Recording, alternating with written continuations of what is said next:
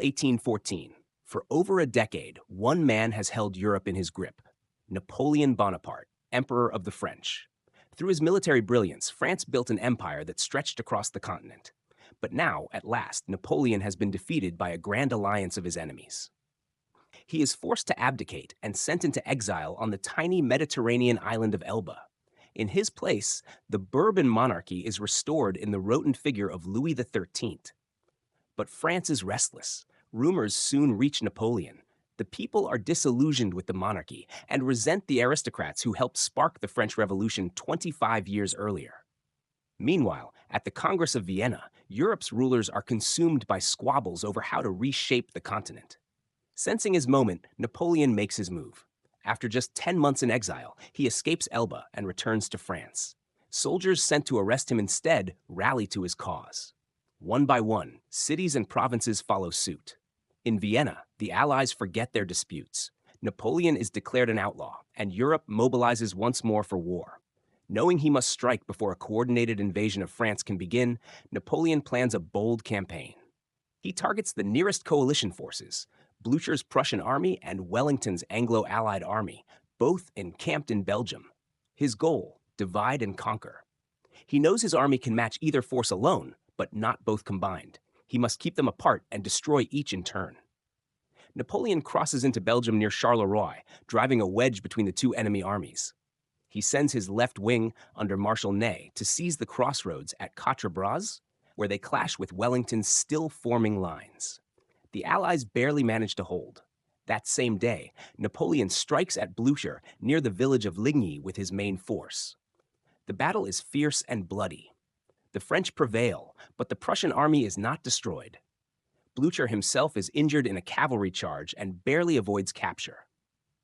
Napoleon dispatches Marshal Grouchy with 33,000 men to pursue the retreating Prussians, while he turns to confront Wellington. Wellington learns of Blücher's defeat the next morning. He orders a strategic withdrawal through heavy summer rain, taking position 8 miles south of Brussels, near the village of Waterloo. There, he receives a promise from Blücher: the Prussians will march to his aid the following day. Wellington decides to make his stand. He chooses his battlefield carefully. A low ridge shields his troops from enemy artillery. His right flank rests on the fortified farm of Hougoumont, his center on La Haye-Sainte, and his left on Papelotte, all garrisoned by elite troops. His army is a patchwork of British, Dutch, and German soldiers, many of them untested. Their task is simple but daunting: hold the line until help arrives, or perish. Sunday, June 18th. The skies are clear. Napoleon orders Grouchy to keep the Prussians engaged. He plans to crush Wellington at Waterloo, then march on Brussels. But Grouchy is bogged down at Wavre, skirmishing with the Prussian rearguard. The main Prussian force slips past and is already on the way to Waterloo. Meanwhile, Napoleon delays his attack, waiting for the muddy ground to dry. The lost hours will cost him dearly. At 11 a.m., he opens the battle with a diversionary assault on Hougoumont, hoping to draw Wellington's reserves away from the center. But British and German defenders hold firm all day. At one point, French troops breach the gate but are trapped and slaughtered inside. Wellington would later call it the decisive moment of the battle.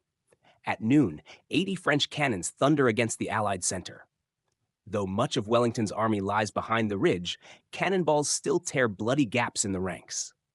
By 1:30 p.m., French infantry advance. They are met with steady musket fire, and then charged by British heavy cavalry. The French lines break, 2 of their prized eagles are captured, and men are cut down as they flee. But the British cavalry, carried away by success, charge too far and become scattered. Exhausted and vulnerable, they are counterattacked by French cavalry and suffer devastating losses. Among the fallen, Major General Sir William Ponsonby. Around 4 p.m., Marshal Ney mistakes movement in the Allied ranks for a retreat. He leads a massive cavalry charge without infantry or artillery support. The Allied infantry forms square formations, bristling with bayonets. The French cavalry can do nothing but circle helplessly, taking heavy fire. It's a costly mistake. Meanwhile, Prussian troops begin arriving. They seize the village of Plancenoit, threatening Napoleon's right flank. French reserves are pulled away from the main battle to drive them back. At 6 p.m., French infantry capture La Haye-Sainte finally breaching Wellington's center. French artillery is brought forward, and Allied squares are torn apart at close range. The situation looks grim. Wellington's army appears close to collapse, but Napoleon is out of options. He has no more troops to commit, except one final hope: the Imperial Guard, his most elite force. At 7:30 p.m., 3,000 of these veterans march forward across the battlefield. Wellington's troops rise from behind the ridge and unleash devastating volleys. As bayonets are fixed and the redcoats advance, the Imperial Guard falters and retreats. It is the breaking point. At the same moment, Prussian forces recapture Plancenoit, encircling Napoleon's position. Panic spreads through the French army. It begins to disintegrate. Only Napoleon's old guard stand firm, mounting a valiant but doomed rearguard. Napoleon flees, abandoning his carriage. He narrowly escapes the pursuing Prussians. The battle is over. Wellington and Blücher meet at Napoleon's former headquarters, an inn called La Belle Alliance. Blücher proposes naming the battle after it. Wellington prefers the simpler, more English, Waterloo. Waterloo was, in Wellington's words, a damned near run thing. It was also one of the bloodiest battles of its era. Around 50,000 were killed or wounded, 23,000 coalition, 27,000 French. Medical care was woefully inadequate. Many wounded lay for days on the field. Napoleon's defeat was final. Unable to rally another army, he surrendered to the British. This time, he was exiled to St. Helena, a remote island in the South Atlantic. There, he died 6 years later. Waterloo ushered in 4 decades of peace among Europe's great powers. Britain would not fight on the continent again until the summer of 1914.